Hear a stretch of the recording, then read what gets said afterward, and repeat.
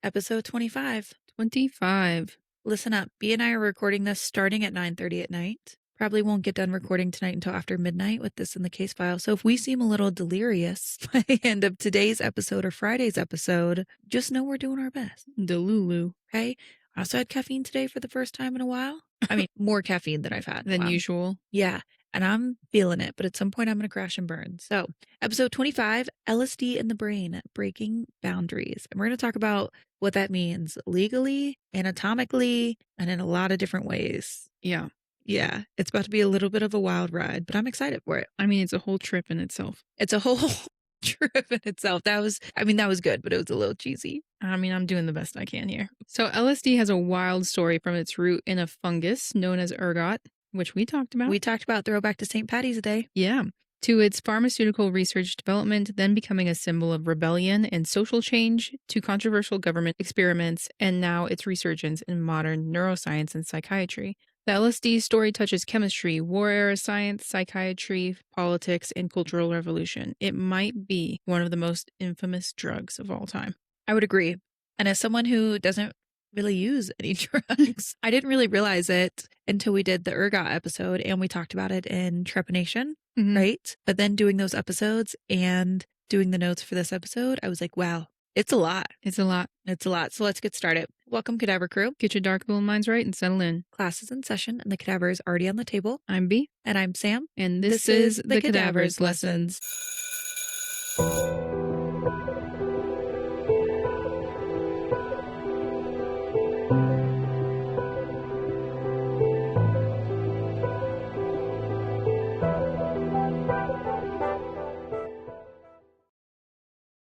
All right, let's vitals check it. We're doing okay. Yeah. For now. Sorry, all I can think about is pronouncing things wrong, so. Yes. Bernie accidentally pronounced it as batch instead of Bach. And when you know, on the previous Botox episode, someone's first name, and someone called her out for it, as people do on social media, okay? I should have known. It happens. I mean, the English language is hard. The English language is hard. Also, it doesn't change the fact of anything else in the episode. Right. I mean, yeah. So it's fine. Just makes me feel like a little dummy. It's okay. It's okay. But, you know, English is hard for me. Especially names. They don't ever make any sense. And I get it. Bach is an old name. Yeah. But, like, it still doesn't make any sense to me in the English language how that would be pronounced like that. But in all fairness, I've met one more Batch, first name Batch, then one more first name Bach. I've never met somebody named Bach before. No, but Batch, I've met someone named Batch. Really? Yeah, it might have been like his southern nickname or something like that. I don't know if it was his government name. Oh, okay. All right. We got a lot to get through. Okay, sorry. Okay. The good. It's just been a decent week. Nothing crazy has happened. Yep. No meltdowns. I mean, our daughter's daily meltdowns, but like that's fine. That is fine. No, it's just funny when you look and you're like, okay, everyone's healthy. Knock on wood somewhere. Yeah. Everyone's healthy. We're doing okay. Nothing crazy good has happened. I mean, we took our daughter to like the splash pad in the park yesterday afternoon after I got off work. And that was like really nice to do on a Friday and caught a little bit of live music with it. That was nice, but like, It's just good. There's nothing crazy bad to report. I'm currently just finished shift number 2 out of 6 in a row. About to go out to my new job tomorrow for a couple of days and then come back and work some night shifts. And so kind of our bad is the upcoming week. Yeah. We're hosting something at the house that's going to take some preparation. And okay, maybe when I originally agreed to host it, I didn't have a Kansas job yet. Yeah. And that really changed things, okay? But it's going to be fine. It's just going to be an interesting time. Yes. I'm an anxious host. I mean, I'm an anxious podcast host and I'm an anxious gathering host. Fair. So it's going to be fine. I actually don't think it's going to be that many people. It's going to be fine. So we'll let you guys know. Yeah. Who knows? Maybe half the ER will show up. Yeah. ER moments. I actually just got off shift. I haven't had anything that crazy since the last time we recorded. Honestly, the ER has been kinder to me recently. I did have a patient today who came in with a fall from I still don't understand why she was in a wheelchair because she uses a walker at baseline to get around, but she was in her wheelchair. I don't know why she has, okay, but just fell forward out of the wheelchair trying to pick something up off the ground and fell onto her left side. And so, like, she hit her head. She's on blood thinners. We get the CT head, whatever, blah, blah, blah. And we're doing her exam. She has significant right knee swelling. And it's my student. And I'm like, hey, don't forget, check a joint above and below, you know? Checks on the hip. And she has some pretty bad proximal femur tenderness. And then she has knee tenderness. We don't really push on the distal femur that much just because of how tender her knee and how swollen that area is. Then she has some shoulder pain. So we get the images back. And she has a massive femur fracture, spiral fracture at the distal femur, and it's quite large. And I'm like, this isn't even, I don't even know if I can consider this a ground level fall because you weren't even standing up. You just fell forward out of your wheelchair. Now, granted, she's older. She probably has osteoporosis, right? And so I know why, but it's just a constant reminder that it doesn't really matter. I mean, it does matter what the mechanism of injury is, but at the same time, it doesn't in some ways. You know, we had an auto versus pedestrian that came in today with 0 injuries whatsoever. And then you have this lady that fell forward out of her wheelchair with a massive fracture. She also told me that she had a previous right hip fracture with rod in place and no previous surgeries to this left leg whatsoever. She has a previous left knee replacement and a previous left hip fracture with rod in place. And I was like, yikes. Left and right is hard. It's very hard for me, but it was very important in this question because I just would have went straight to a CT scan for her. Like, anyways, we also had a patient come in today that I never once walked into the room. That is a no from me, but the chief complaint was like maggots in arm. And she came in and you could just smell her as soon as she came through the ambulance bay. I felt bad. I was this like older lady. And I don't know the story. Like, is she homeless? She just live alone and not able to take care of herself? I don't know the story whatsoever. But she had maggots in multiple wounds. And there was so much of them that our nurse actually just hooked up the suction and just sucked them all up into the canister. And then they were all just squirming around the canister. My student walked in to check it out and was telling me about it. And I was like, I'm good. I'm good. I'm good. Yeah. Yeah. I can do a lot of things. Maggots, no. Bed bugs? I don't mind bed bugs that much. Ugh. Yeah. I think people don't realize that, sure, like bed bugs are very, very real, but the chances of someone having bed bugs and then transferring to the ambulance stretcher and then transferring to our hospital bed in itself is pretty low if they don't come with like blankets and all these other things. And if they do, they should never go into the room with them. And then, you know, if you wear proper PPE, the chances of like you taking them with you is so low. They actually do very poorly, not directly on the bed. I don't remember the math behind this, but that's part of the reason we have the hospital beds we do is because bed bugs can't survive off of them. Yeah, because they're like plastic. Yeah. And so they're never as scary as people think they are. They're just gross when you see it run across somebody's face. Yeah, for sure. For sure. And you know, like you get itchy when you walk out of this room. Yeah. Then you strip your clothes before you come into the house. You take a hot shower and everything's fine. Yep. Yeah. Parenting. Well, we moved our daughter to kind of a in-between toddler bed and her crib. Basically just lowered it as much as possible and then took one of the sides off of it. She loves it. She'll like just sprint into her room and dive onto her bed. And it was going really, really well, I think. I think she did fall out of it twice overnight. We can't tell if she's falling out of it or if she's crawling out of it and then it's dark in her room. Yeah. And she doesn't know where she's at. Yeah. I mean, she has a hatch that's pretty bright if you're like... She's just a baby. I know. But anyways, I did a little inventing, I guess you could say, or construction on it and created some bumpers around the edge. So hopefully she doesn't fall off. Yeah. We later this year are going to buy her like a full-size mattress to put on the floor with railings. It's just not time yet. Yeah. Yeah. And then podcast, I know just last week we were talking about how it's like slowed down since summer started, but specifically like the last 3 to 4 days, popping off. Yeah, you guys picked it back up. Yeah, which has been so thankful. We were actually going to have like a slowdown. So, you know, we saw 1,000 streams in 3 months, and then we got from 1,000 to 2,000 in 7 weeks. And we were pretty nervous about 2,000 to 3,000 because it had gotten pretty slow. I don't think we'll hit it in 7 weeks, but I think we'll probably hit it in 8. Yeah. Yeah. I think so. Yeah. And so that's great. But we were a little nervous there for a second, but we're going to be okay. Thanks to you all. All right, let's get started today. So, anatomy crash course. I feel like there's kind of a lot you need to know about LSD and about brain regions before we can get started. And so you can understand a little bit more about how it affects the brain, our deep dive physiology, is going to go deep this week. I have an overview at the end, so if you just start zoning out, that's okay. Okay. But it is, as someone who will never do it in her entire life, it is a really cool drug. Yeah. Yeah. And the things that it does is in the brain is incredibly cool. And I do think it can be used for research and for so many things. So there is a lot to know, though. Yeah. There's also lots of lessons to learn from in Yes. history to not repeat. Yes. And so what even is LSD? LSD is lysergic acid diethylamide. Okay. AKA no one calls it that. So it's LSD. LSD. LSD.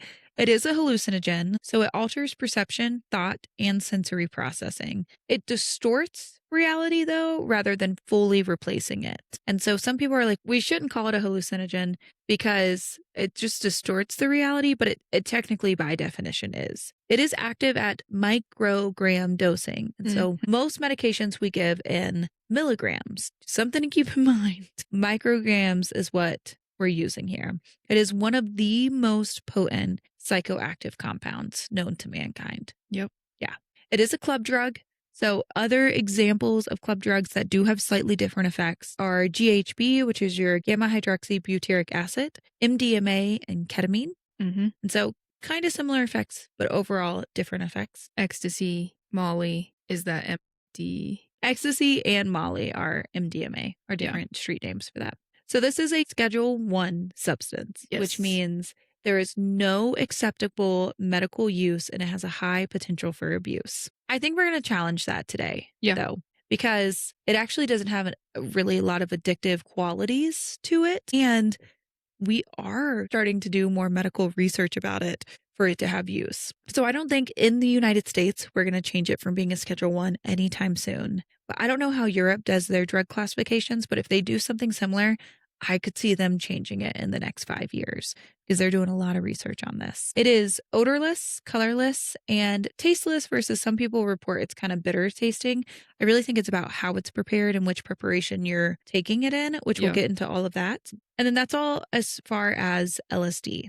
Quick flip over to the brain before we dive deep into the history so that we can remember quickly what these brain regions do. Kind of back on the brain train. Remind me. It's been a minute. If I was to get pimped on these, I would lose 100 times out of 100. Brain regions do not stay in my head whatsoever. Just can't do it. Your cortex is your thinking part of the brain.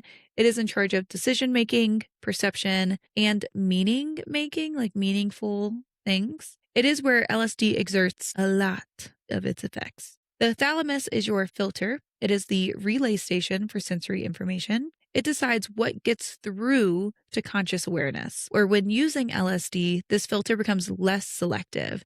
So there's more things that are getting through to this relay station. The limbic system is the emotion system. So it's in charge of emotion, fear, and also meaning. This effect from LSD explains the euphoria, the anxiety or panic that some people get, and the deep emotional experiences that people have with LSD use. There are 3 types of neurotransmitters that we're going to talk about today. So serotonin's in charge of your mood, perception, and cognition, and LSD has large effects on serotonin receptors. Dopamine is in charge of your reward and motivation.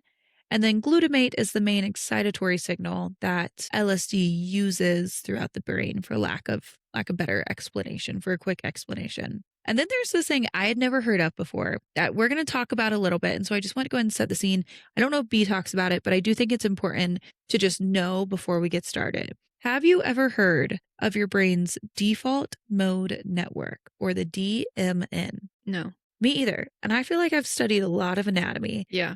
And you've studied psychology. Yeah. And it feels like something we should have learned about. I mean, I probably could have learned about it and forgotten about it. We know how that works. I've never heard of this. And so it's your brain's autopilot. And it gets highly affected from LSD. So it's active when you're daydreaming, self-reflecting, thinking about your identity. So just these things we kind of do without thinking about doing it, I guess, if that makes sense. I'd never heard of it before. I don't know if you guys have. I feel like it's something that we should all probably know about. Yeah. I mean, that makes sense. Yeah. So that's it for the anatomy crash course. We're going to get pretty deep in on my side. And so don't worry if you didn't feel like that was enough. It's coming. It's coming. Right. So the origin story, we kind of covered this already. And so I'm going to give you a very, very, very short recap, the story of how LSD came actually starts with a fungus that grows on rye and other grains called ergot, which we talked about in episode 11. So St. go Patty's listen. Day episode. Yes. Yes. Can you imagine? That's so long ago. That was so long ago. I know. Episode 11, and now we're on 25. Yes. Wild. The fungus, Claviceps purpura, produced alkaloids that can cause hallucinations, seizures, gangrene from blood vessel constriction, painful muscle contractions, and psychiatric symptoms. So if you don't remember, or if you're interested in that episode, I can convince you to go listen to it for the first time. This was where some people had like dancing outbreaks and were having these visual disturbances and were tripping. And some people had extreme limb pain described as St. Anthony's fire. Yep. And because of the gangrene, and it was horrific. And a lot of midwives and people practicing in kind of like the OB realm were using ergot actually in order to stop bleeding. OB hemorrhage, yeah. And so a lot of people connect ergot, whether incorrectly, we don't know, with mass hysteria, including parts of the Salem witch trials, which I get that there were possibly people that were tripping that thought, wow, my whoever, my midwife neighbor or whatever is a witch. Yeah. And, or whoever is a witch because I see all these crazy things when they give me ergot, you know? So I could see where that would happen. But I just want to remind everybody that like there were also people not tripping at this time that said, we think we should hang that person. Burn her at the stake. Sure. Yeah. Sounds good. Yeah. Yeah. I'll believe this 16-year-old who's claiming to see all these things. Yeah. Absolutely. Let's do it. Sounds like a great time. So I'm just saying, could have had an impact, whereas people were hallucinating. And so they thought they saw things, including people being witches, which is interesting because I have a quote later about that. But I also just want to remind everybody that you can't blame the Salem witch trials on ergot because or on everything that they possibly can other than people being shitty. Right. People were just being shitty. Yeah. So they were bored and they were being shitty. Anyways, stepping off that pedestal. Yeah. So the modern story of LSD actually begins with a pharmaceutical company called Sandoz in Basel, Switzerland. 1938 Swiss chemist Albert Hofmann was studying compounds derived from ergot. He was looking for a medication that might assist with circulation problems. Makes sense. Yeah. Kind of. Yeah. Obstetrics and respiratory conditions. Okay. So he synthesized LSD 25. The compound was the 25th molecule in a series of ergot derivatives. So do you test it on himself and trip and say, whoa? Initially, they tested it on animals, but found little medical value. And I'm like, that's because the animals couldn't tell you what they were tripping on. Imagine giving one of our dogs LSD. Oh my God, that would be wild. That would be, I don't think they would like that. No, our dogs are way too anxious for that. So essentially, the substance was shelved and left for 5 years. It was like, okay, there's no use to it, so put it away.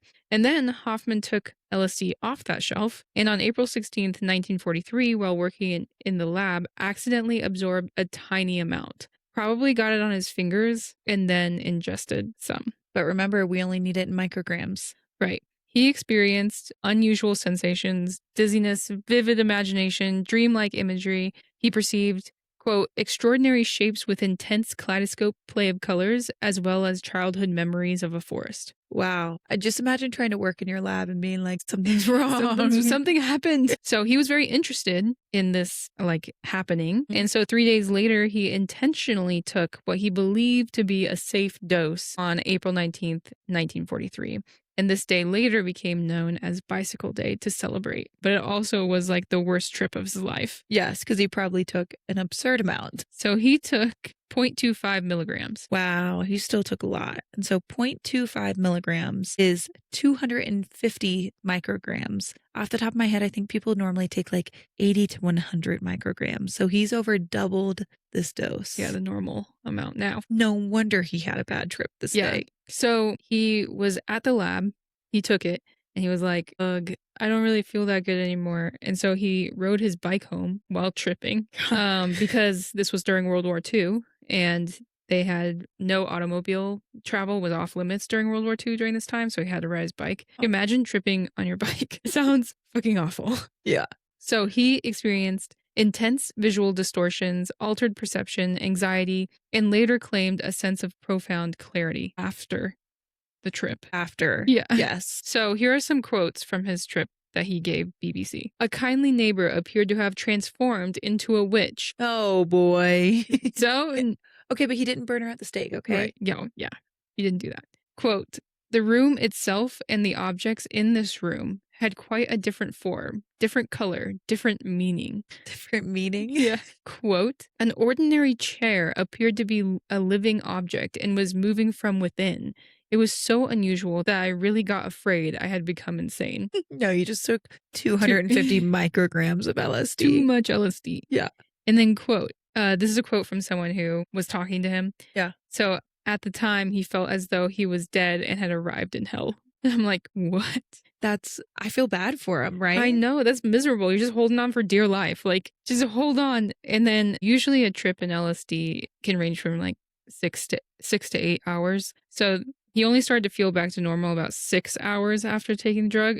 That's a long time. Some people it lasts up to 12 hours. Oh my gosh. Imagine having a bad trip for 12 hours. 12 hours? Yeah.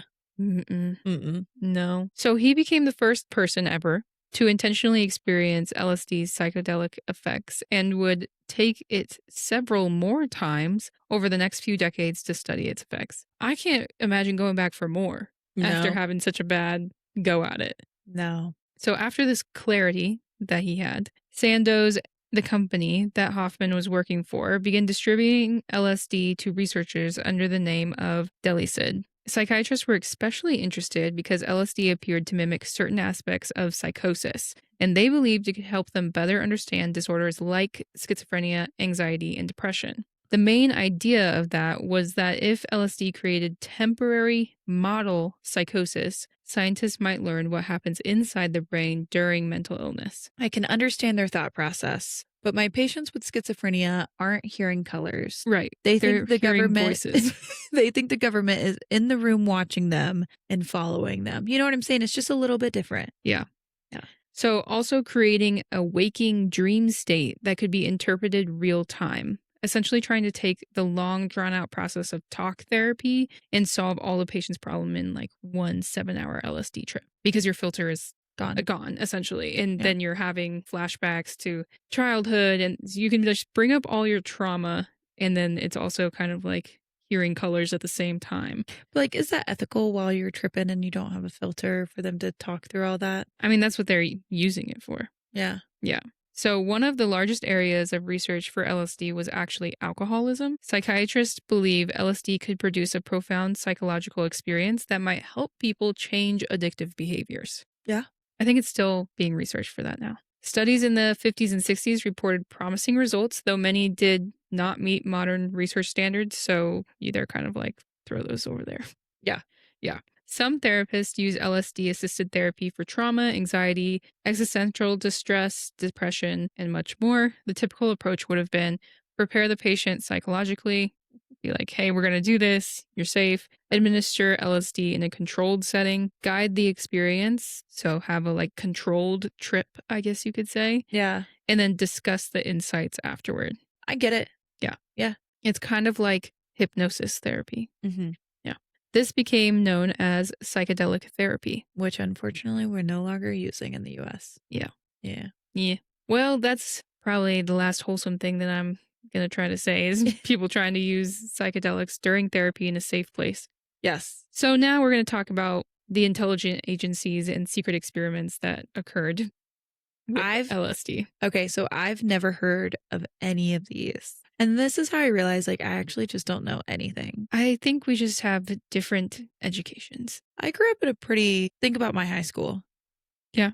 Yeah. I'm thinking about it. I don't think you guys talked about what the government was doing. Nah.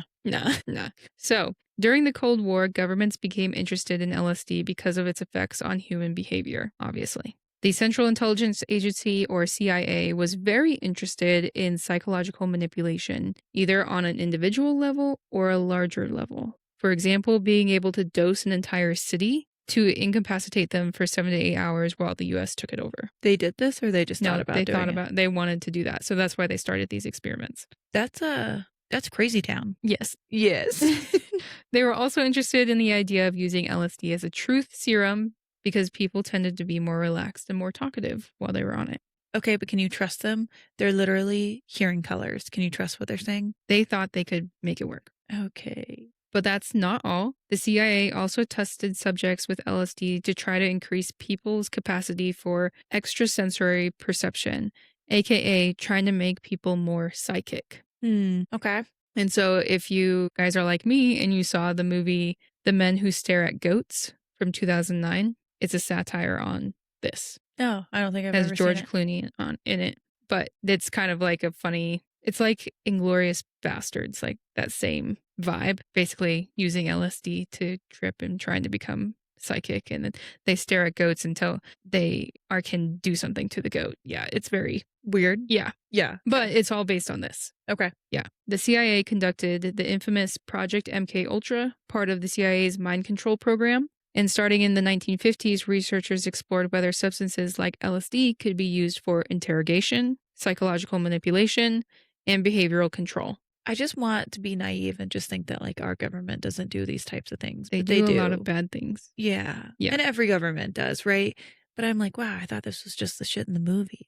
No. No. Okay. No, because I'm going to talk about MK Ultra in our case file, Mm-hmm. and it is very bad. Yeah. Yeah.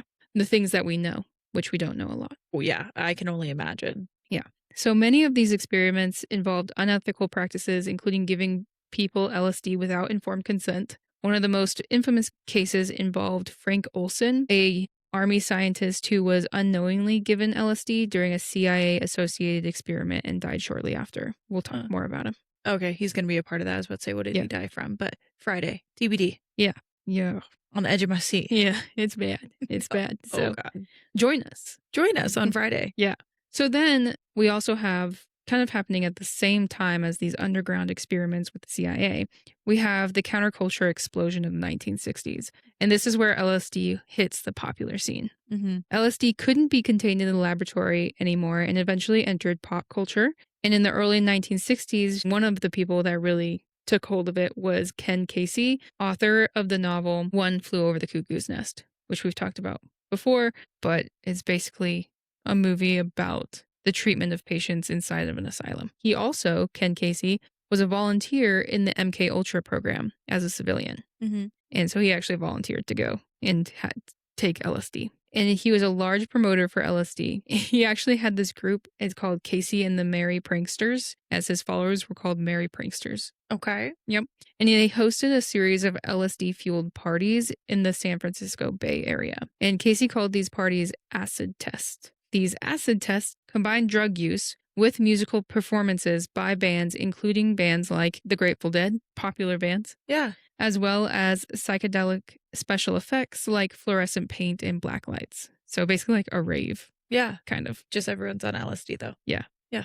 I mean, I guess most raves, maybe people are too. I don't know. I don't know. I wouldn't don't know. know. Yeah. All kinds of musical performances. Basically take any kind of hallucinogen and then watch a musical performance and have a bunch of fluorescents and black lights and things like that. And your senses are kind of like overloaded. Mm-hmm. Yeah. And then Timothy Leary, who studied psychedelics at Harvard and promoted the idea that LSD could expand consciousness. Both Leary and a fellow psychology professor, Richard Alpert, at Harvard University, did multiple experiments or studies with Harvard students. Is that allowed? Technically, yes. I guess they're over the age of 18 and could consent to it, and it wasn't like broadly illegal like it is now. Yeah, LSD is not illegal yet. Yeah. So okay. It's just a substance. They administered LSD and psychedelic mushrooms to Harvard students during a series of experiments in the early 1960s. At this time, neither psychedelic substance was illegal in the U.S., and Leary and Alpert documented the effects of the hallucinogenic drug on the students' consciousness. Now, none of these studies can be called legit for a different reason, because both Leary and Alpert were actively tripping while conducting the studies. Oh, okay. Well, like, how are you taking notes and stuff, you know? Right. I just can't trust that you're writing down all the correct things. Yep. You're writing down things, but I don't know if they're the things we need. Yeah. Could you imagine reading them the next morning and being like, man, missed that one again? Dang it. Both men were eventually dismissed from Harvard, but became huge symbols of the psychedelic drug and hippie counterculture. Leary founded a psychedelic religion based on LSD called the League for Spiritual Discovery. I'm like, be a little league name. Yeah, good. Spiritual Discovery. Yeah. A good old church league. Yeah. Little league. I don't know why, but that name just makes me think of the woman that was doing her own trepanations while tripping on LSD. Yeah. I feel like they could be besties. Oh, yeah. Yeah. For sure. Famously, he coined the phrase turn on, tune in, drop out. And this saying plus LSD and the use of LSD became associated with the counterculture movement.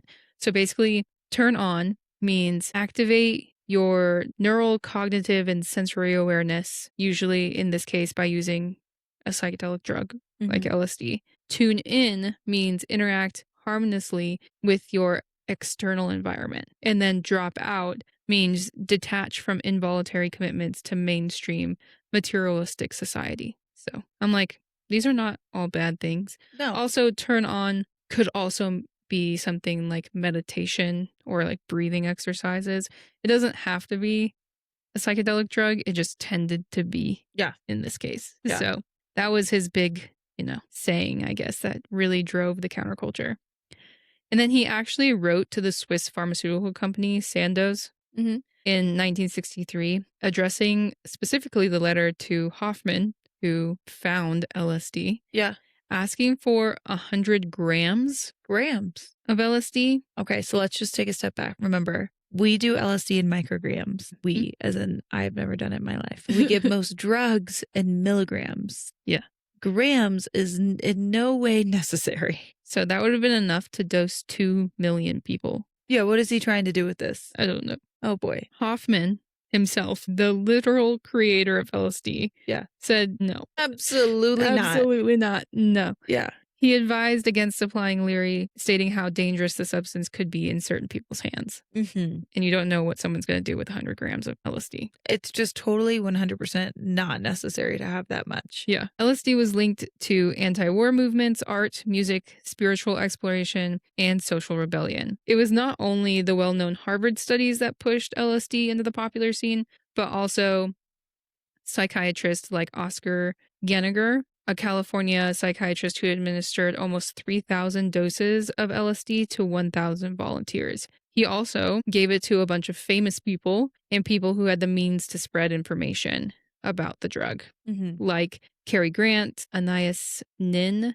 Aldous Huxley, Jack Nicholson, and Rob White, who wrote books, screenplays, films, all on LSD and kind of like spread the word through art and culture. Now it's popular. Right. As the recreational use increased, the government was not down for that. Absolutely not. They said, oh, great. Now we got a bunch of party goers and hippies taking LSD and ruining America. Yes. So they acted on that. In 1962, Congress passed the Drug Efficiency Amendment to the Food, Drug, and Cosmetic Act of 1938, which created strict guidelines for the certification of new drugs and gave more power to the Food and Drug Administration to enforce those stricter guidelines. This actually did the opposite of what they wanted to do, as rules tend to do with people in counterculture and rebellion states, right? So, since it drove LSD underground and out of medical research studies, people found it more elusive, so therefore more attractive. Absolutely. Yeah. You like tell someone they can't have something and they're like, oh, I'm going to get it. I'm going to get it. Yeah, exactly. So that kind of backfired on them. But then with the election of Richard Nixon in 1968 came the ramping up of the war on drugs, which was basically just a racist agenda. Yes. In my opinion. And LSD was in the crosshairs. Nixon tied LSD to social disorder and fear of the racial other in order to defeat the American left. Sounds familiar.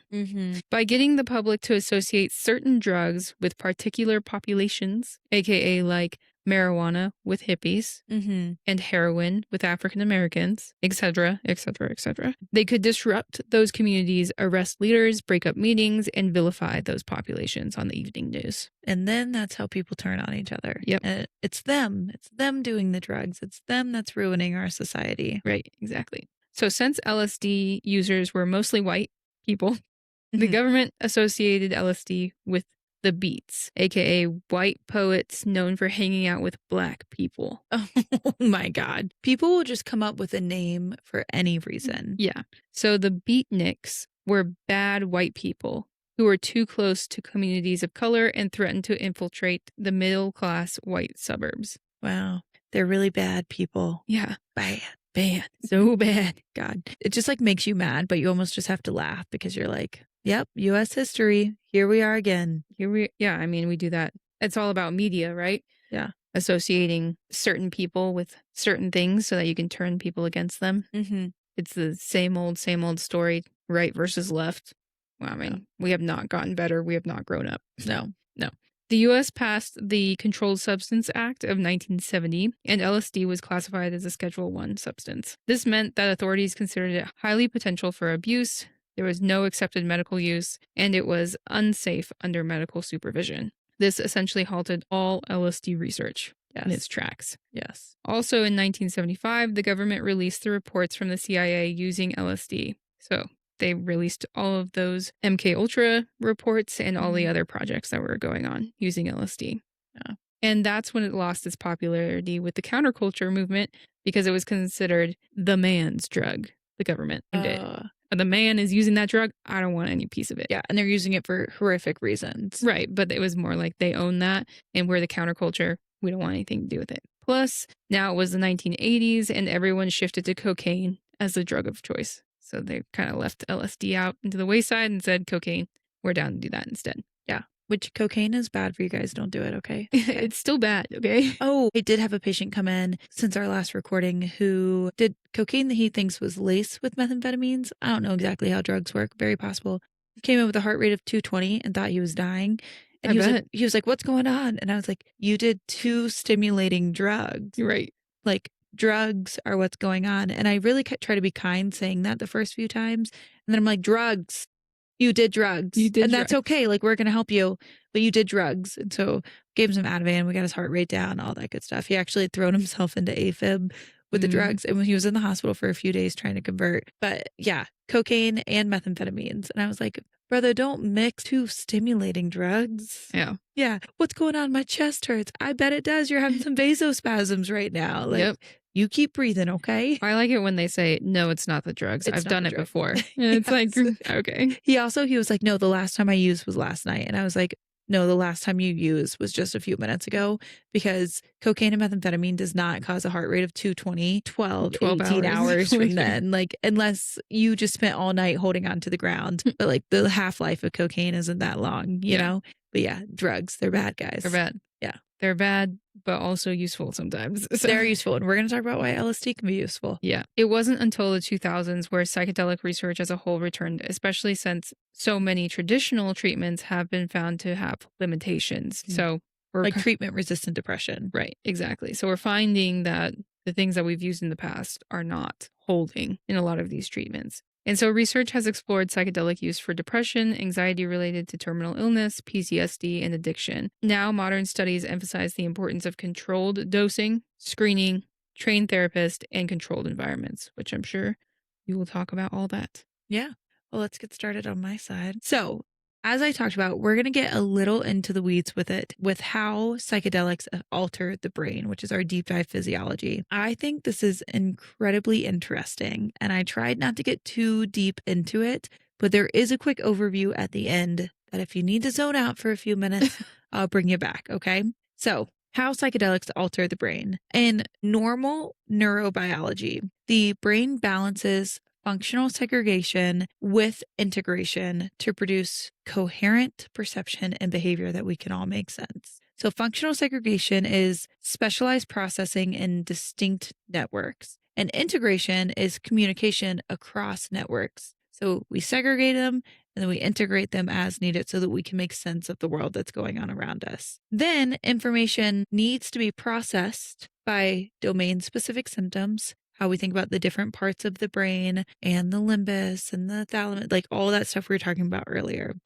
And then it's integrated and that helps us guide our behavior based on what we see around us. Normal brain functioning. But what does LSD do? Some crazy stuff, okay? Not that. Not that. It actually completely alters that. First, cortical excitation. So LSD doesn't just activate the brain, it actually destabilizes signal processing because we completely are changing the way that we're processing these different signals. And so deep layer pyramidal neurons, aka layer 5 pyramidal neurons, have long range cortical signaling. And this long range cortical signaling is going to help us later on. Locally, LSD increases spontaneous firing rates, reduces the signal to noise ratio, and enhances neuronal entropy, which causes more unpredictable firing patterns in the brain. And so you can see how we're already completely destabilizing the way we send brain signals and understand that in order to have an awareness of our outside environment, right?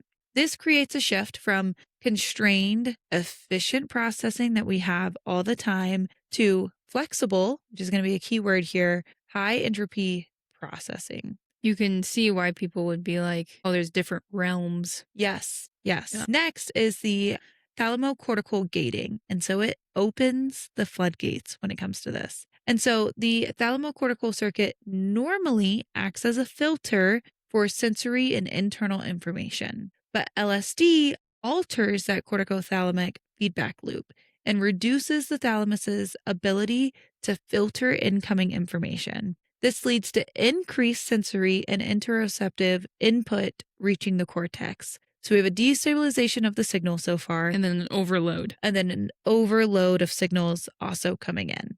It sounds Yes. miserable to me. So the result is exactly what B called it, sensory overload. Yeah. Yes. It also causes a blurring of internal versus external signals because of that sensory overload. And it causes this cross-modal phenomenon, which is one of the early steps toward synthesesias, which is where people like hear colors. Next, there's the network level change. So integration versus segregation, what we were talking about earlier for how we make sense of our signals. And so there's increased global integration. Brain regions that don't normally communicate with each other begin to synchronize. Okay, I know like it's a drug and it's bad. It's bad. It's crazy. But like I can also see where this would open a lot of doors. Yes. In a very controlled substance. I truly don't think I would ever do LSD. I just don't have any interest in it. But after learning all of this, I was like, why are we not researching this more? I mean, I know in Europe we're starting to, in the US we're starting to just a little bit, but it's so freaking cool. And I really do think it could open so many possibilities for people. Yeah.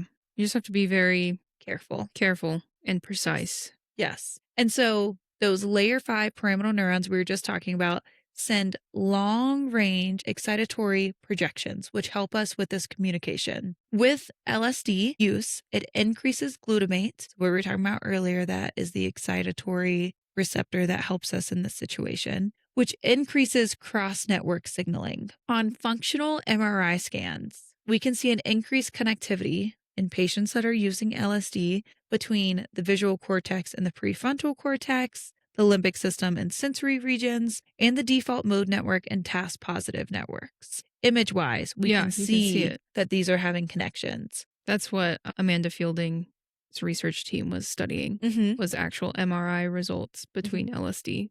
Yeah. It's so cool. LSD reduces the hierarchy of organization of brain networks. So it allows lower level regions to communicate more freely with high level association areas.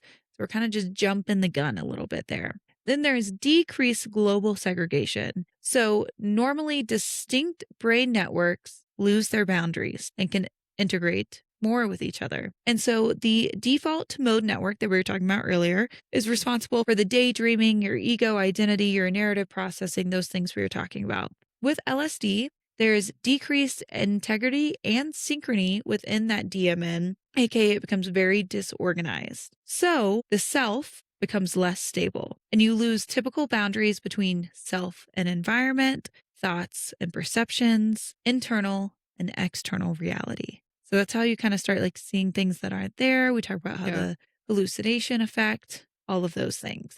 And so then you have the entropic brain hypothesis associated with LSD. And so LSD shifts the brain toward a high entropy state, which means there are more possible brain states that people can quote unquote unlock, right? There is less predictable network activity, and there's increased flexibility with decreased restraint inside the brain. So, comparison for you, a normal brain is a very well organized highway system. Information goes in, it gets processed. We segregate that information so we can process it. We integrate it so that we can explain our environment and everything that's going on around us. It's very put together. An LSD brain is open terrain with paths forming dynamically, constantly. Yeah. That sounds It sounds cool. it sounds like a superpower. Yeah, doesn't it? Yeah. There is a old movie, and I want to say Matt Damon was in it, but I might be making that up. That was all about unlocking 100% of your brain's potential, taking this like blue pill or whatever it was. The Matrix. Is that it? It doesn't have Matt Damon in it. It has Keanu Reeves. No, it's not that. It's not that. But basically it's like this trial and Limitless. I have no idea. Maybe you're right. But it's like this trial about being able to unlock 100% of your brain and use it after you take the pill. To me, it feels like what people on Adderall get every day, but it's fine. Yeah. But this is kind of how like LSD makes me think about it. And so if you've been zoning out for the last 10 minutes, come back to me. Here's your overview of the anatomy deep dive. And so to bring that all back in, LSD and other psychedelics increase global integration. So being able to bring things together in our brains, sensory input, and decrease global segregation in the brain. And so there's not all these separate pathways anymore. We're allowing things to cross over. This causes an acute change in how people perceive time, space, and self. LSD specifically untethers functional connectivity from the constraint of structural and physical connectivity. So it increases the measures of brain complexity. So it's just wild to me because you have something that is not structurally or physically connected via pathways, via anything. And with LSD, we totally unlock that functionally. Yeah. It's kind of like you want that part of it, but you don't want all the paranoia, anxiety, and yes, like hallucinations that come with it. Yes. So you have to find the micro dosing or, I don't know what it is, but something that allows you to have the connection explosion without having all of the negative side effects. Yeah. All right. So let's get into current understanding. I know that was a lot. I thought it was absolutely fascinating. I hope you guys did too. So mechanism of action. All of the mechanisms of action of LSD are not fully understood. Most of that is because we stopped researching it for 50 years almost, right? And so we do partially understand. We know it has a very high affinity and it is a partial agonist at the 5-HT2A receptors. And these are serotonin receptors. These receptors are highly expressed in the cerebral cortex, which remember that's about thinking, mood regulation, and plays a large role in cognition, perception, and mood. It also interacts with two other serotonin receptors called 5-HT1A and 5-HT2C, as well as dopamine receptors, specifically D2 receptor stimulation. And this contributes to the later effects several hours into your experience, which hopefully is a good one. We had a patient today, not my patient, but had a bad mushroom trip and thought people were chasing him in the room. And so he just paced the hallway for like 2 hours straight because he was like, there's just people in my room chasing me. And he wasn't aggressive at any time, but I felt bad for him. It was a bad trip. And then I was like, what can you do to help me? And I'm like, Nothing. You got to ride it out, buddy. Yeah. D2 is specifically responsible for regulating locomotion, reward pathways, learning, and hormone production. So as we said, like, what does all this mean when it's affecting these different receptors? It disrupts normal filtering of sensory input. It increases that cortical connectivity. So brain regions that usually don't talk, communicate, function with each other, start communicating. And this decreases the activity in that default mode network. And so there's an altered sense of self. Overall, it's changing how your brain's seeing reality. So synthesis and preparation. It is derived from lysergic acid, as we said. It's found on ergot alkaloids, which is a fungus found on rye and grains. We talk about this a lot in our St. Patty's Day episode if you're interested. It is chemically synthesized from these lysergic acid derivatives. It is considered semi-synthetic because it requires naturally occurring base material that's from the ergot, but then it's chemically altered to become activated. The 25th. And so natural lysergic acid is activated using a reagent or using phosphorus oxychloride to make it reactive. Then this activated form is reacted with diethylamine, which is a synthetic organic compound, and this creates the LSD, so the actual active form. In order to isolate the pure active LSD, they use purification techniques such as chromatography, which I'm not going to get into. We've done enough of a deep dive today. And so forms of LSD, most common is called blotter paper. Yep. When people like put it on their tongue and let it dissolve. Yeah. So it's liquid LSD that is applied to absorbent paper sheets. You know what I can only think about when I think about those? Like a Listerine. Yes, a Listerine strip. God, the Listerine strips were so good. They just burn the shit out of your tongue. Oh, I love them. I would go buy some right now. I saw this Instagram post that was like things from the 90s we're trying to get back. And I'm like, that was early 2000s, but they're like Choco Tacos. Do you remember those? No.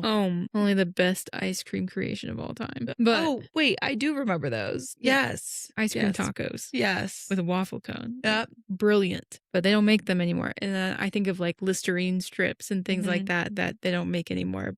I don't even know how many times we bought those stupid ass, and there came the little containers and you had them in your pocket and you just be like, yes. And we kind of pretended they were drugs at the time. Yeah, we were just pretending to do LSD. No biggie. We were just practicing for later. It also comes in liquid drops, which are dissolved in a solvent, so like water, alcohol, whatever, and stored in dropper bottles so you can kind of tell how much you're taking. Microdots, which are tablets, like these small hard pellets. Gelatin tabs, which people call window pane. And this is, people mix LSD with gelatin to form small, thin, translucent squares. So it looks like stained glass. And then also sugar cubes. As stated, it's odorless. Depending on how it's formulated or like what form you get it in, it's tasteless. And then it's colorless or kind of has this like white milky appearance to it. It is extremely potent. So once again, we take these in microgram doses. So what's the pharmacokinetics, the timeline behind you having an LSD trip? So it's rapidly absorbed through both the oral mucosa and the GI tract. Onset's typically in 30 to 60 minutes. Peak effects are in 2 to 4 hours, and the total duration is 8 to 12 hours. That's a long time. I just want you to think about if you're having a bad trip and you got to wait 12 hours for that bad boy to be over. Because it's not like it's not like alcohol where you can like sober yourself up to a point. Yeah. You know, you're like drink enough water, eat enough carbs. Like, yeah. I know that's not like a perfect way to sober up, but like I feel as though with alcohol, you can kind of speed up getting out of it. Yeah. Like if you're not having a good time, you can like try to speed it up and be like, okay, I'm done with this. Yeah. But that it's like, you're in it. Yeah. You're in it to win it the whole time. Yep. Or I lose. agree. Yeah. I just think, this is part of my issue personally with me using drugs is that I need to be able to pull myself out of it like that and be done. And that's just not the way drugs work, right? Nope. So I just can't, because if I can't end it on my own terms, just don't do well with it. So it's metabolized by the liver. The liver actually does really good at metabolizing it. And less than 1% is excreted unchanged in the urine. Yeah. Wow. Yeah.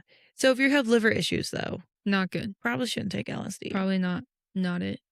The reason it lasts so long is because its half-life is 3 to 4 hours, which means every 3 to 4 hours, there's half the concentration of the drug in your blood. Street names for this, I'm going to sound like such a loser, okay? Okay.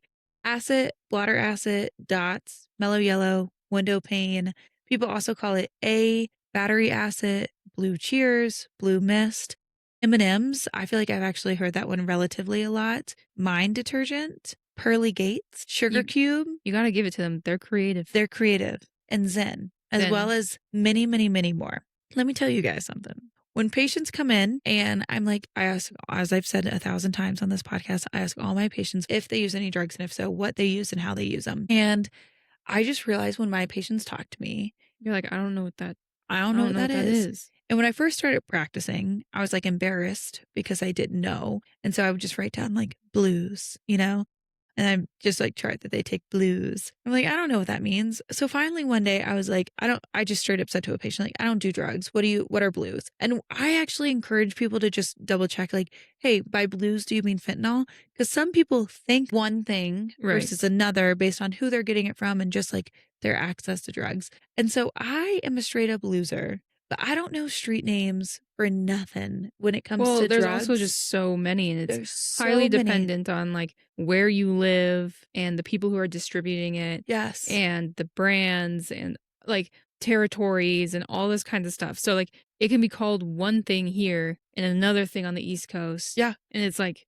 I just straight up asked. The yeah. one day I was like, "What are blues?" And the patient just looked at me and I was like, "I don't do drugs. What are blues?" He was like, "Fentanyl." And I'm like, "Okay, Come well, I on, don't man. do fentanyl either, okay?" But now, like, I mean, blues I know, but I just straight up ask my patients, like, "Hey, what is that?" I don't know. Also, like, if you're dealing with somebody who's 50 as opposed to, like, 20, They're gonna have they're gonna different have different names. names for the Yes. same thing, so Yes. So, what are the psychoactive effects of LSD? There's the altered sense of time, thought patterns, and mood. It can swing, so people can have this euphoric state and then to start developing anxiety and then start developing paranoia, unfortunately. It does have minimal effects on memory and orientation. It causes pseudo hallucinations, which, if you don't like that term, just stick with me for about a minute, okay? So, illusions derived from misinterpretation of actual experiences. So, you can hear that music, but why is that music causing colors or vice versa, right. right? Synesthesias, which is sensory crossover. So, stimulation of one sense begins to trigger the experience of another sense, which is what I've referred to the whole episode. Hearing colors, seeing sounds, feeling music outside of like the beat of the music, right? Right. Some people think pseudo hallucinations is outdated terminology because LSD causes true perceptual distortions and hallucinations. I don't know. I can kind of see it though. Like you can hear that music, right? The music is just causing a secondary altered sense. Right. And so I kind of agree with pseudo hallucinations as someone who isn't a part of this world whatsoever. Yeah. I don't know. I guess I would see hallucinations differently Yeah. than I just think of hallucinations like my patients that have tactile hallucinations and think bugs are crawling all over right. them and there's no bugs, or my patients that think there's somebody in the corner of the room that's watching them, Oh, or like I so just think frightening. about, yeah, or like my people are like, you don't hear the government talking to us through the ceiling, and I'm like, Yeah. no, No, I no, I don't. don't. No, neither does anyone else, and there's no kind way to tell you that, Yeah. so I don't know. It also can cause true hallucinations, visual being the most common, but auditory can occur. There is a psychiatric risk associated with this. And so it can cause acute psychosis, like a drug induced psychosis. People can have panic reactions on bad trips. And people that are on like the edge of a mental illness, so think about like they're predisposed to schizophrenia, LSD can trigger a psychotic episode for them. Yep. And so it does not create or cause mental illness, but it can unmask mental illness that's not ever been like seen before. Right. Yeah. If you're like riding that edge, you're riding the edge and then the bad trip pushed you over. Yeah. It doesn't even have to be a bad trip. No, it could And, be. I think they've determined that like even marijuana can unmask something like schizophrenia, though. Schizophrenia. Yeah. Yeah, it can. So on physical exam, these patients have high heart rate, high blood pressure, and they have a fever. So anyone that comes in with that, you should you should be thinking about drugs. On their neuro exam, they have mydriasis, which is pupil dilation. Okay. They have hyperreflexia and possibly a tremor just from how much of the stimulating effects they have. Behaviorally, you can have people on a good trip. These typically aren't the people that come into the ER. Yeah. So we're thinking about our bad trips, right? Agitation, anxiety, paranoia, and like just very disorganized behavior. Unfortunately, there is LSD toxicity.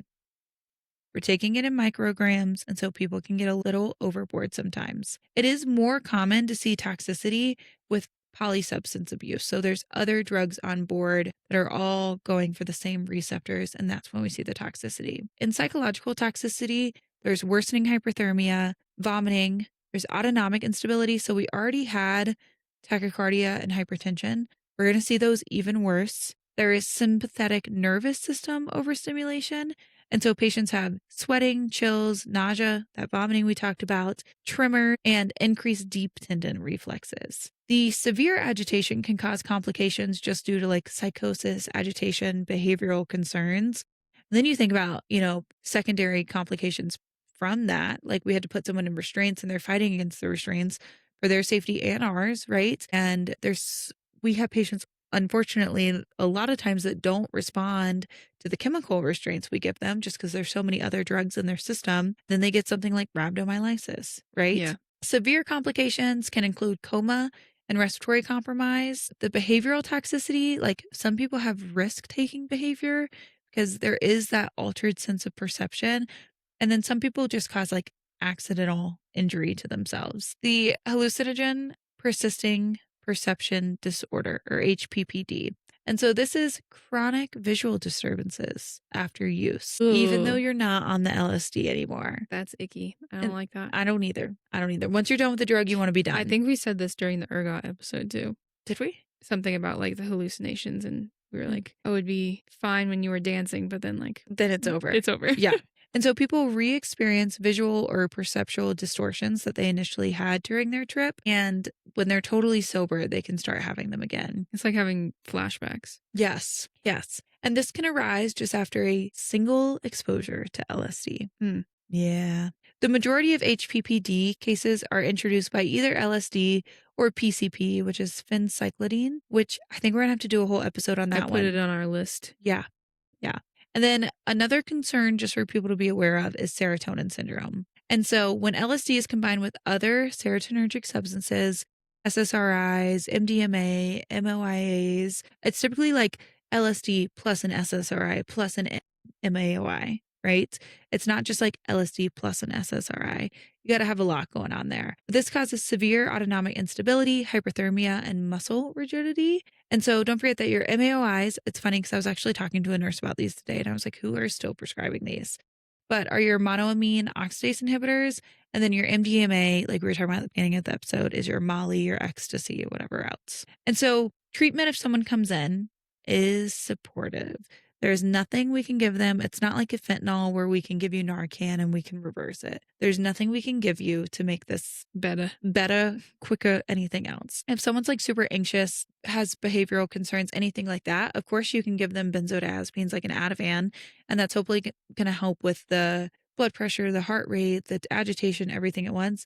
You also want to prevent seizures from that risk. As far as addiction potential, it has a low abuse potential. It does not produce physical dependence or withdrawal syndrome. So that's why I think it's really interesting that it's a category 1 substance. It was highly political. Yes, Yeah. because it actually has a very low abuse potential. It does not lead to compulsive drug-seeking behavior because it doesn't have an abuse potential. But psychologic use patterns can occur in terms of like people want the trip, so they do it. That's why people drink. Yeah, exactly. You can develop a tolerance to it, which means the effect diminishes with repeated use, just like with most things. And it can result in a cross tolerance to other hallucinogens, such as psilocybin, I don't know, and DMT.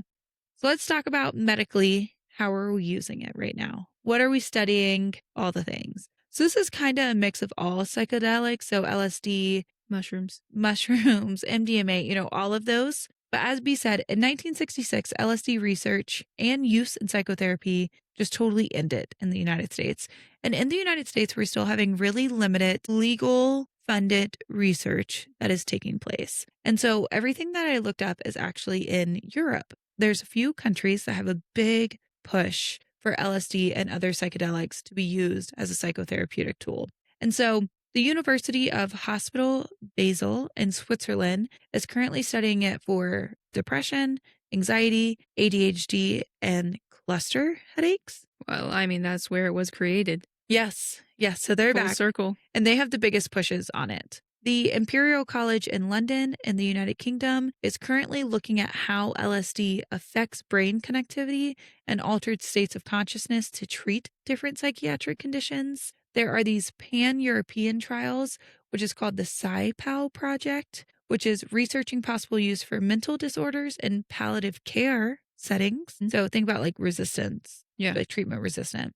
And then regulatory-wise, the European Medicines Agency, which I think of as our FDA, is not approved LSD as a marketed medicine. In Switzerland, it has limited but highly regulated medical use program that allows physicians to administer it to patients under supervision. Wow. Yes. In 2014, this limited medical use was reintroduced. And so I was reading that it's a little unfair for the Czech Republic and for Germany, which we're about to talk about, because they have this big push for it to get pushed in their countries because they're opening it up. But for the last 11 years, because the article I was reading was from 2025, for the last 11 years, Switzerland has been able to like really slowly advance their LSD use without a bunch of like public eye um, Or concerns. pushback. It wasn't even necessarily pushback, but the people wanting to push too fast to get this Mm. done. But in the Czech Republic and Germany, their citizens want this pushed through, and they're kind of being pushed a little bit too fast. And they don't have the same time, I guess, for lack of better words, that Switzerland has had over the last few years. And so Czech Republic, Norway, and Germany are all developing compassionate use program to allow access outside of standard clinical trials. So the Czech Republic just moved in 2025 toward legislation for psilocybin. I really hope I'm pronouncing that one right. I just don't do drugs, guys, okay? In mental health care. And then there is this push called psychedelic care, which is a European citizens initiative to place psychedelic treatment on the EU policy agenda. So people in Europe want this to be studied. Yeah. Yeah. And I think people in the United States do too, but we are not pushing it like Europe is. Would you agree? 100%. I think that has to do with its history. I agree. I agree. And so in this initiative, they're calling for research funding, regulatory coordination, standards, patient involvement. Like they're really pushing for it. So, in the United States, we have people, especially on the West Coast, that are microdosing. But like I said, it's not legally approved research by any means, not No. like it is in Europe. Mm-hmm. Yeah. And so areas overall being studied, but depression, especially treatment resistance, anxiety, specifically at end of life, PTSD, substance use disorders, and cluster headaches. Microdosing for disorders such as that depression, ADHD, and cluster headaches has been used. The research article I read was just like so biased on this and was like, there's been no true advancements in this research, and this is all subjective data. And I'm like, there like cluster headaches, there is a way to objectively measure if people are still getting cluster headaches and how often they're Yeah. getting them. It was just like a totally biased article. You could say that about any psychological study ever. Yeah. It's like, all subjective because it's all based on the person telling you yeah. how they But also, feel. like, you just give them a PHQ-9 over and over and over. That's Right. how most depression studies work. And you Yeah. see if they're getting better. Yeah. Yeah. Or, you can now, I think that's another point of research has really changed because before they didn't have any imagery to like see brain Mhm. activity. And so it was just based on people's, I guess, the way they told their stories about it and if they felt better. Whereas now we can actually map brain activity a lot better. And that allows us to really see the impact and have that more concrete evidence without just giving people surveys. Yeah. But that's how you do every psychological research study. So it's just funny that it'd be like, well, this is all subjective. And it's like, well, so is talk therapy. So. Yes. And then other claimed benefits for microdosing include focus, mood, creativity, which I can believe. Yeah. Actually, on focus, maybe it's slightly different. Yes. So that brings us to our ethics autopsy. We made it. We made it. Let's made do it. All right. I got to start with the MK Ultra, like non-consensual experimentation. And I know you don't want to give away too much because it's going to be on our case file. Yep. Like the CIA dosing people without consent. They felt that that was the only way they could get the answers they were looking for. It is wrong. Very, very wrong. But they felt that if people were voluntarily receiving it, it would not have the same impact because they needed to test people unwillingly receive it in order to use it as a mind control substance. I don't know, man. No, I'm not justifying it at all. It's fucked up. It's fucked up. I just can't find anything ethical in There's that. nothing ethical about it. No. I'm excited for the case file because I've never heard of this before. But I have a feeling I'm going to be flabbergasted the entire time. Yeah. What's worse is most of the records were destroyed. And so we're just basing it off of what people tell. And a lot of people during their testimonies, when it finally came to light, were like, I don't remember. I plead the fifth. I don't remember. Okay. Well, this is going to be a good case file. Next, the model psychosis research. LSD, like we're kind of using LSD to mimic schizophrenia, alcoholism treatment, fast track therapy, because we think we can unfilter them and get through all of this in one All session, of like your you were talking trauma. about. Yeah. And so, but also like it can introduce panic and anxiety Yeah, and psychosis and psychological distress. And so, like, is this even right to do?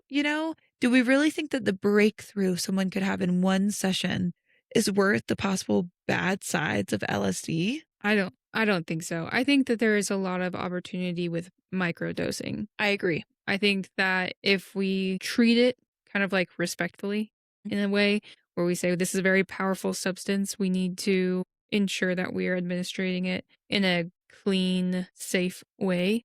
Mhm. I think it has a lot of potential Mhm. to help with a lot of these disorders. I think if you're trying to mimic mental illness Yes. in someone, Or stimulate it in or any way? yeah, that is only people who have never experienced mental illness would do Yeah, that.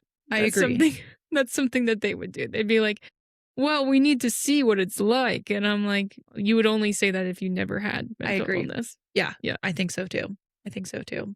And then back to history, the government weaponization of medicine, the CIA thinking about dosing whole cities, interrogation use, truth serum, like LSD could be used as a medication that's used for healing, if it had been researched for the last 40 years. But instead, our government was like, what if we use this as a weapon? Yes. And I think this goes LSD along with any interrogation technique. I mean, waterboarding or any sensory deprivation, isolation. It's all intended to make someone break and then give secrets up. Yeah. That is the intent to do it. And it's not ethical It's to not me. ethical. It turns like this piece of medicine and scientific discovery into a tool of literal coercion. Yep. And it really blurs like who's administering this LSD? Is it a trained doctor that understands even microdosing? Or is it an interrogator that doesn't understand the bad side effects? You know what I'm saying? Like what is their plan here? Yeah. You know what I'm saying? Yeah. It's all bad. It's all bad. I mean, the fact that we still use interrogation Yeah. techniques to gather information and intel, and we will continue to do so. We just hope that it's in a more humane way. Yeah. But I mean, people feel they need answers and they will do anything to get those answers in the name of national Security. Yeah. safety and defense. Yeah.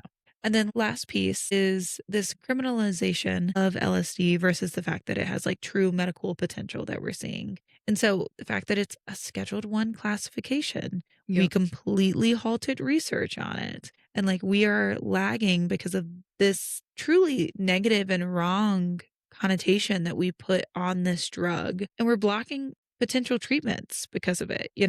Yeah, I would say that the government at the time when they criminalized LSD, they knew what they were doing. Yeah. And they were targeting a specific group of people in order to prevent them from impacting future elections and in order to create them as the other people over there. Yeah. And so, since that had a lasting impact, and it's very hard to go backwards and say, oh, you remember that thing that we did? It's not like the government's going to go back and say, we were so Yeah, no. wrong. No, not at all. But Yeah. also, like, the fact that they've labeled it as there's no acceptable medical use and it And has it's a high highly abuse. addictive. Yeah. High chance of abuse. And it's like, we've totally mislabeled this drug, which is only going to make further research way more difficult. Yeah. But it Way- allowed them to criminalize people Yes. that they didn't like. So, and I did read an interview with someone who was part of the administration at the time. And in the interview, he said, we knew what we were doing and we did it anyway. Yeah. So they know, and just like they know now when they criminalize things or they put certain populations into the crosshairs, they know. Yeah. And they do it on purpose to win votes. I totally agree with that, unfortunately. All right. Cut it or keep it. I would keep it. I agree. Once again, never plan on doing it. But could you imagine if we Yeah. hadn't halted research in the 1960s and we had almost 60 more years of research on it, how far we could be into the potential of something like this? Yeah. I think like any drug, there's always the nefarious side of it we talked about Botox or botulinum toxin has another side to it as well. Like any good thing that we've turned into a medicine for like the progress of people and healing, like has a negative side to Mhm. it if you're gonna abuse it, Yep. And so to just mark it off and say like this is worthless, it's too dangerous, Mhm. I would argue based on the history that we did that on for a reason. Like there's plenty of other countries and applications that we've seen where it can be used safely and we just haven't done it. So, Yeah, I agree. I agree.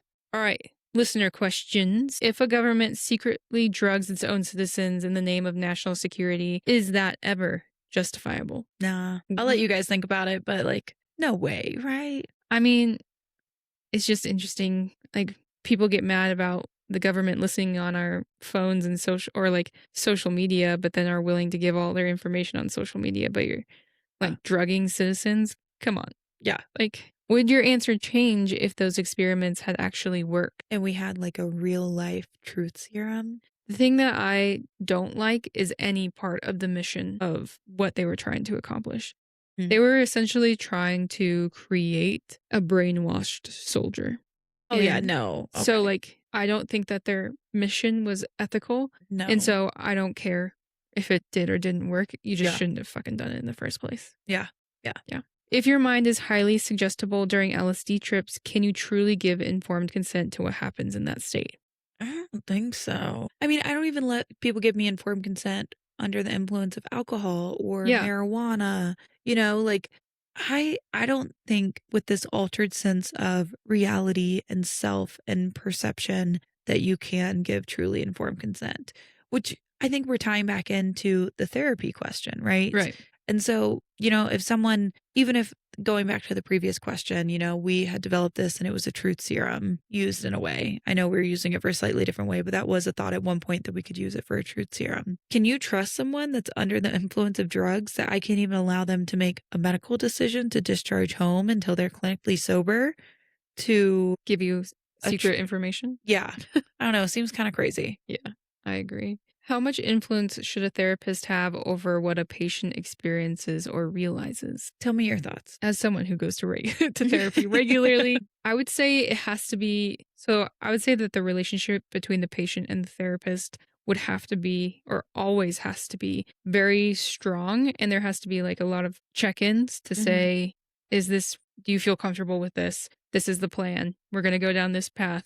Is that okay? Yeah. For today. This is where I'm going to guide you. You know, there has to be that. You can't just pull a thread and keep pulling it Yeah. when the patient never agreed for that thread to be pulled or is I not prepared for that. I agree with it in that sense. And then on the same sense, but kind of different, if a therapist, like during EMDR, when they kind of tell you that you're going to go into this other place. And what I've seen on these videos is therapist asks, like, what are you experiencing? And then they're like, okay, let's follow that.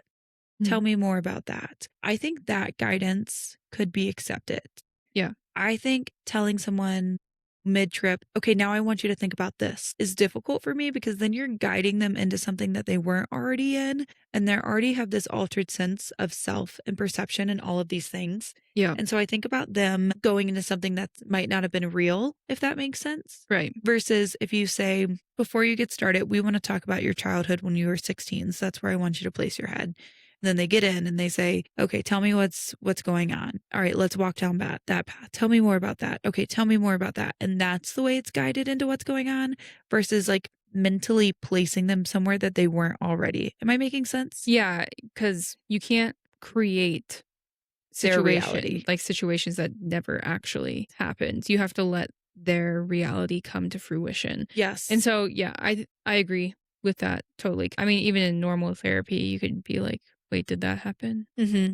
Because your memories are faulty to begin with. Like everybody's memory is a creation of our own experiences. So, yeah. Anyways, those are the questions. So that's it for LSD. Well, we got a case file. Yes, a case file. Got a case file.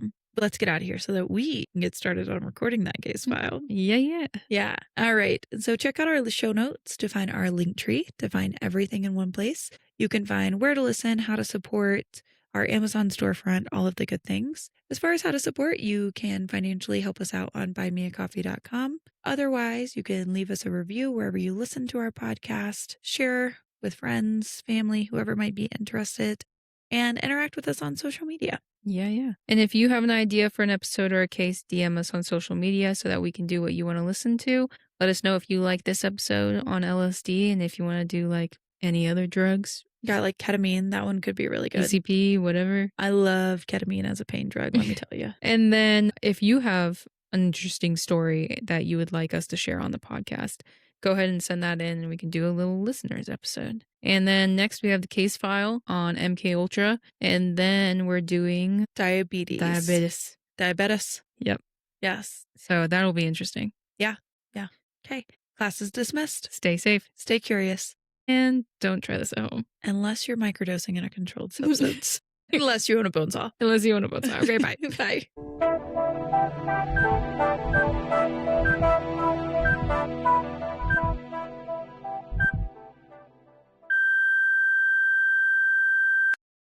This podcast is for educational and entertainment purposes only.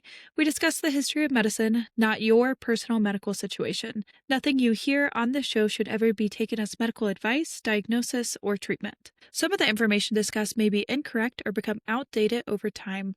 We do our best to stay current with medical knowledge, but medicine changes quickly. Additionally, because we do not work in every specific field we discuss, there may be times when we misspeak or misinterpret information. We're all human and we're doing our best for the podcast. Every medical case is unique, and your health decisions should always be made in consultation with your own qualified healthcare professional.